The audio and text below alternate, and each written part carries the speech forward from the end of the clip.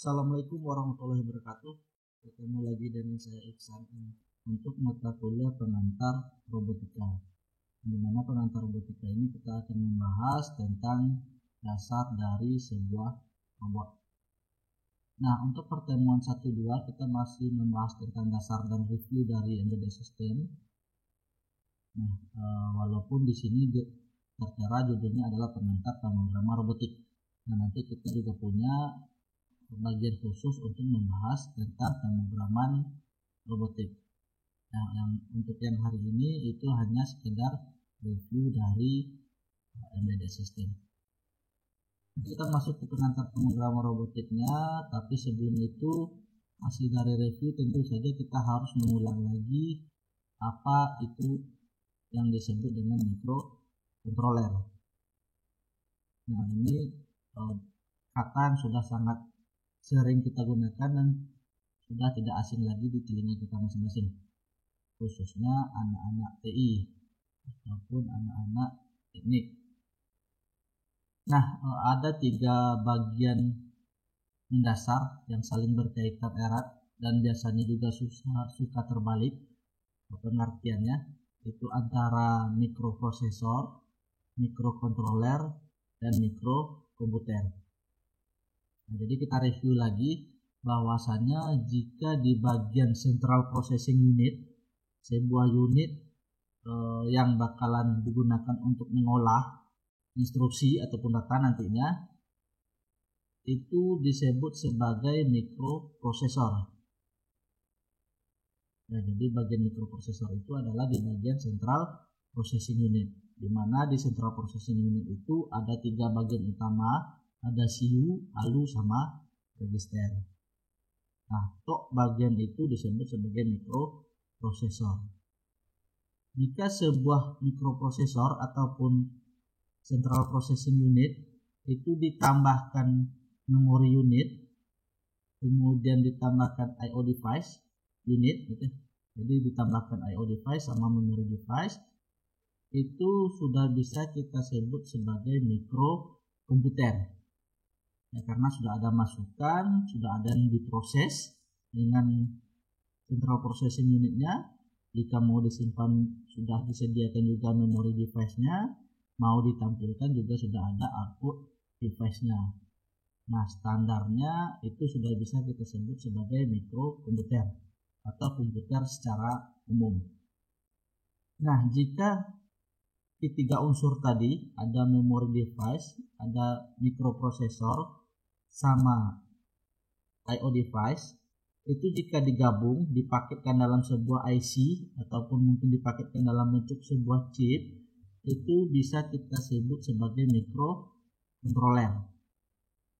Nah, jadi itu perbedaan antara mikroprosesor, mikrocontroller dengan mikrokomputer. Nah, kalau hanya bagian central processing unit itu hanya adalah bagian dari mikroprosesor. Jika sudah dilengkapi ataupun ditambahkan dengan memori I/O, itu bisa disebut sebagai mikrokomputer. Jika dipaketkan dalam bentuk chip ataupun IC, itu disebut sebagai mikrocontroller. Nah, sebelumnya kita juga sudah pernah bahas ada yang namanya general purpose computer dengan special purpose computer. Nah, di mana yang versinya general tentu saja menggunakan central processing unit. Ya, karena dasar katanya juga proses gitu ya. Jadi memang dimanfaatkan sebagai pengolah instruksi ataupun data. Memang untuk mengolah instruksi ataupun data. Nah, sedangkan mikrocontroller itu kata dasarnya adalah kontrol. Jadi dia berfungsi sebagai pengendali.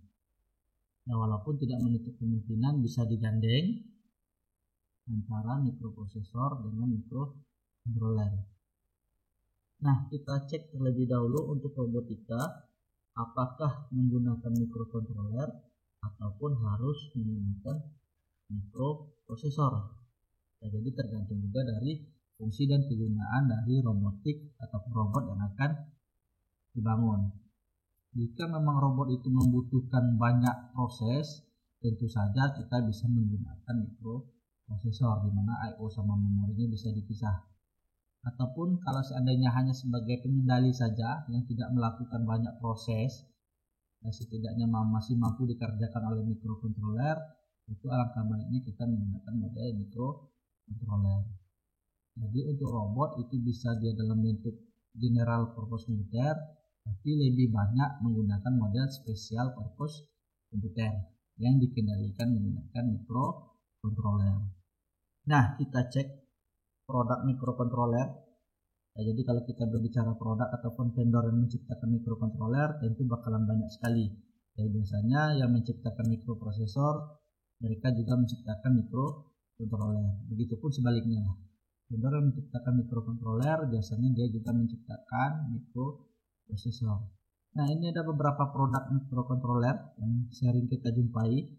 Ada Atmel, ini sudah tidak asing lagi, ada ATT ini, Atmel dan lain sebagainya. Ada versinya Zilog, ada bawaannya Motorola atau Freescale, ada juga versinya Intel, ada juga yang bawaan microchip. Jadi ini beberapa produk mikrokontroler yang notabene lebih cenderung dipasarkan di pasar Indonesia. Namun demikian masih banyak lagi vendor-vendor ataupun produk mikrokontroler yang beredar di luar. Ya, misalnya kita contohkan ada Cypress, ada Rabbit, ada Texas Instruments, ada Maxit, Renesas, Paralax dan lain sebagainya. Itu masih banyak lagi jenis dan model mikrokontroler yang disediakan. Jadi tergantung sesuai dengan kebutuhan seperti apa embedded system yang akan kita rancang. Jadi disesuaikan dengan mikrokontroler yang ada. Nah, kalau kita berbicara mengenai pemrograman mikrokontroler, kita juga review sedikit di sini. Yang pertama itu ada yang modelnya Very High Level Language. Itu konsepnya menggunakan model Graphical User Interface. Nah, contohnya di sini ada review, chart dan lain-lain. Jadi sudah menggunakan model grafik, bahasa pemrogramannya sudah berbasis Graphic User Interface. Dan kemudian ada tingkatannya lagi untuk yang High Level Language. Itu konsepnya menggunakan text based, seperti berbasis teks. Nah, misalkan menggunakan bahasa basic, Pascal, C, Java, dan lain sebagainya. Ya, ada lagi yang paling bawah, namanya low level language. Itu juga berbasis teks, bisa kita sebut dengan assembly. Ya, jadi ini adalah bahasa pemrograman yang bisa kita pakai di dalam mikrokontroler. Nah, kalau kita lihat pemrograman mikrokontroler, seperti kita tahu, mesin tentu bekerja dengan bahasa mesin. Nah, kita kenal dengan bilangan linear 0 dan 1. Sedangkan manusia tentu bisanya berbahasa manusia. Nah, bahasa manusia inilah yang akan coba dikompil gitu ya, dimasukkan ke dalam sebuah mesin. Nah, samalah dengan pemrograman lainnya. Ketika kita menuliskan bahasa pemrograman, nanti mesin ini bekerja dengan bahasanya. Nah, tentu ada proses perantara pengubah bahasa pemrograman yang kita ketahui ke dalam bahasa bilangan linear tersebut. Nah, sebagai contoh di sini kita membuat program berbasis PC misalkan. Jika program tersebut sudah sesuai dengan kehendak yang kita tentukan, itu bisa kita compile. Ya, dalam bentuk ekstensi filenya bisa bin, bisa hex, terdiri dari angka. Kalau bin tentu saja bilangannya biner, kalau hex tentu bilangannya hexan. Nah, nanti prosesnya itu baru ditanamkan ke dalam mikrokontroler. Nah, sebagai mesin tentunya dia hanya tahu dengan bahasa 0 dan 1-nya dia. Nah, kalau kita lihat lebih lengkap lagi, contohnya di sini kita menggunakan bahasa pemrograman dengan menggunakan bahasa C. Jadi bahasanya itu ditulis dengan ekstensinya itu .c. Dan kemudian setelah programnya selesai, program tersebut dikompil. Yang menjadi filenya itu ekstensinya adalah .hex. Nah, .hex inilah yang akan di-upload ataupun di-download ke dalam mikrokontroler. Baru nanti mesin ini bekerja sesuai dengan instruksi yang sudah kita tentukan di dalam mikrokontroler tersebut. Nah, untuk compiler sendiri itu yang versinya AVR banyak sekali. yang baik yang versinya komersial maupun yang sifatnya open source. Dan misalkan seperti yang kemarin kita juga sudah pernah mencobakan model menggunakan compiler Vision APR. Nah ini versinya komersial, jika mau versi yang lengkap. Nah, walaupun juga disediakan versi free, cuman kapasitas memorinya tentu saja terbatas. Kemudian ada Micro C4 APR, ini juga komersial. Ada Win APR, ada Wiring. Nah ini sifatnya open source. Nah Wiring ini juga cikal bakalnya munculnya Arduino. Nah ini juga open source. Nah, pilihannya banyak sekali untuk model compiler yang mengubah ke bahasa dari bahasa manusia tadi ke dalam bentuk bahasa mesin. Nah di dalam pemrograman robotik nanti Anda bisa menggunakan bahasa pemrograman C dengan software Arduino, ya, karena ketika Anda beli paketan Arduino tentu saja bahasa pemrograman yang sudah ditentukan oleh Arduino itu menggunakan model Arduino IDE. Jadi di sini untuk software Arduino itu sendiri dia merupakan lingkungan pemrograman bahasa C yang dikembangkan dengan bahasa Java oleh sejumlah orang Italia gitu ya. Konsepnya open source. Jadi dia dasarnya itu dari open source wiring. Nah, kemudian ini dapat berjalan di Windows, macOS dan Linux menggunakan GNU Central dan APRlib. Konsepnya juga open source. Nah, karena konsepnya open source inilah Arduino berkembang sangat pesat sekarang. Bahkan ada yang bukan versi vendor aslinya, karena di luar kita juga bisa mengembangkan sendiri model Arduino-nya. Kemudian juga menggunakan software pemrograman APR ya untuk yang fungsi open source-nya juga. Nah berikutnya kalau kita cek algoritmanya, proses pemrograman robotik tentu saja sama dengan proses pemrograman yang lain. Ya dimulai dari start, kemudian ada configuration dan inisialisasi, kemudian dia membaca input, kemudian make decision based on input, apa yang dikerjakan jika inputnya ditentukan, kemudian apa hasil keluarannya, ya kemudian baru stop. Nah kalau kita cek blok diagramnya itu ada input, misalkan contoh di sini inputnya itu menggunakan LDR, sensor cahaya misalkan. Kemudian apa yang terjadi di LDR tersebut akan diolah oleh microcontroller dalam bentuk sebuah proses, kemudian akan dijadikan dalam bentuk output. Nah, contohnya misalkan di sini ada LED, ada 1, 2, 3 dan seterusnya. Jadi apa yang dilakukan oleh input akan diproses dan ditampilkan lewat output. Nah untuk simulasi praktikum nantinya saya akan gunakan NS1.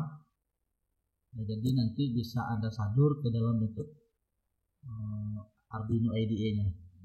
Ya karena NS1 ini juga porting dari Arduino. Ya, jadi di sini ada NS1 merupakan software hasil porting dari solusi open source Arduino yang penyembang dilakukan oleh tim riset Next System Robotic Learning Center Bandung. Ya, jadi beberapa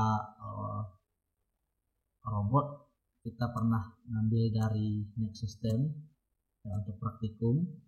Nah nanti ini bakalan saya cobakan ataupun akan disimulasikan, dan itu nanti sebagai panduan ataupun acuan Anda untuk membuat robot berbasis Arduino, dan dimana panduannya juga disediakan di dalam buku yang sudah Anda miliki. Tujuan dari porting ini ya untuk NS1 ini adalah untuk memberikan dukungan terhadap opsi microcontroller APR yang lebih murah dan mudah didapat di pasaran lokal. Jadi ini memang dirancang ketika produk dari APR tersebut di Arduino sangat terbatas. Jadi APR banyak sekali di luar, itu bisa dikembangkan dengan menggunakan hasil dari porting open source Arduino. Konsep penulisannya sama persis dengan yang ada di Arduino IDE. Nah, di sini Arduino menggunakan referensi APR tipe Atmega 328 dan Atmega 2560. Nah, kalau saat sekarang tentu sudah banyak sekali tipe-tipe yang lain yang sudah disiapkan oleh Arduino. Nah, itu bisa kita cek di web Arduino.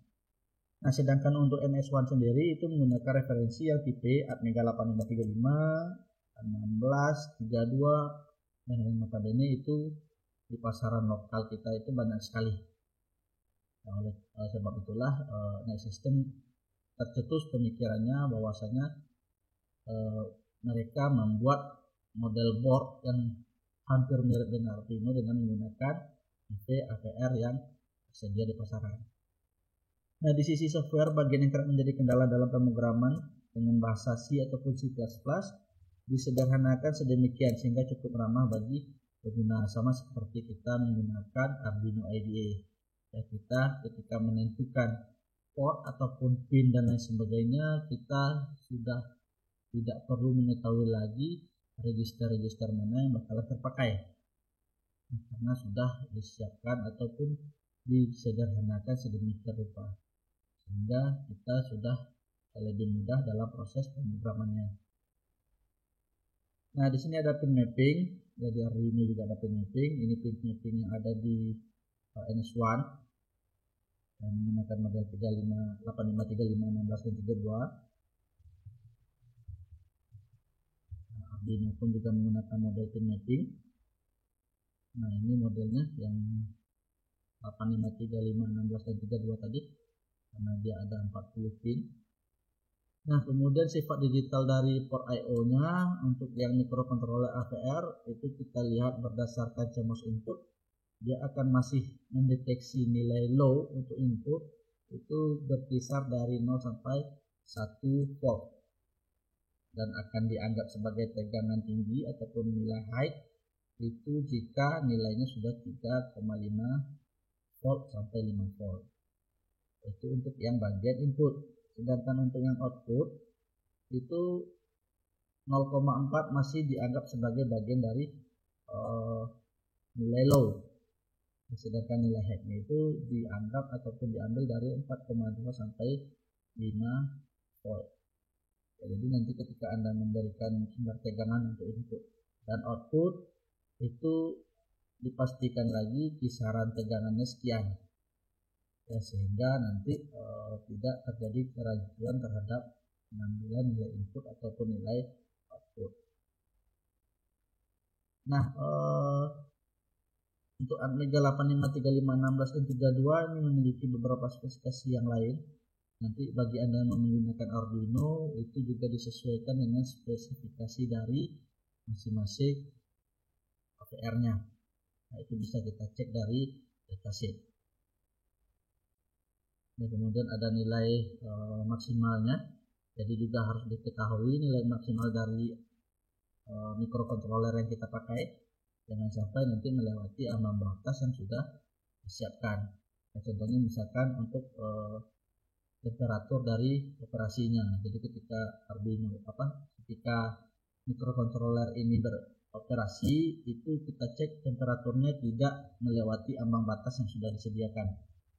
Ya, jangan sampai nanti dia bekerja di suhu kurang dari 55 derajat Celcius atau melebihi dari 125 derajat Celcius. Jadi misalkan Anda mau bikin robot yang berjalan di dalam es misalkan, ya pastikan suhunya memang belum di bawah 55 derajat Celcius. Ataupun nanti Anda misalkan bikin sebuah sistem di dalam area air panas misalkan, nah pastikan temperaturnya itu tidak mencapai 125 derajat Celcius ketika sistem ini bekerja ataupun beroperasi. Nah, ini tadi yang mempermudah kita di dalam penulisan pemrograman. Jadi kita menggunakan model sebagai contoh untuk I/O. Itu ada penggunaan pin mode, digital read, digital write. Jadi kita tidak harus tahu lagi register mana yang harus kita panggil. Dan misalkan kita mau menentukan arah salah satu pin, apakah dia mau dijadikan input atau output, kita hanya menuliskan model pin mode. Ataupun ketika kita membaca kondisi dari logika I/O, itu cukup menggunakan model digital read. Ataupun mau menulis digital write. Jadi kita tidak diribetkan lagi dengan masalah register. Nah, ini sebagai contoh. Misalkan kita mau memberikan logika low ataupun high pada sebuah pin, jadi hanya menuliskan digital write nilai pinnya, ya dimana tadi ada pin mapping tadi pin 9, apa nilainya, apakah mau high atau low. Nah, begitu pun untuk membaca. dengan menggunakan perintah digital read. Nah, untuk struktur programnya NS1 sama Arduino IDE itu sama. Yang pertama itu ada bagian quick setup, itu statementnya itu di dalam tanda kurung awal, apa-apa saja mau didefinisikan di dalam setup. Kemudian ada di dalam program utama itu ada di void loop, ya apa-apa saja yang akan harus dikerjakan oleh sistem itu bisa dimasukkan di dalam void loop. Nah, ini contoh NS1 hampir sama dengan Arduino IDE. Ya, jadi nanti simulasinya akan saya gunakan ini, nanti Anda akan cobakan di dalam Arduino langsung. Jadi untuk review sederhana ataupun review sementara di dalam embedded system kita dalam robotik dasar, kita cukupkan sampai di sini. Kita masuk lanjut ke pengantar robotik, pengenalan dasar dari sebuah robot. Jadi kita tutup dulu pertemuan yang ini. Assalamualaikum warahmatullahi wabarakatuh.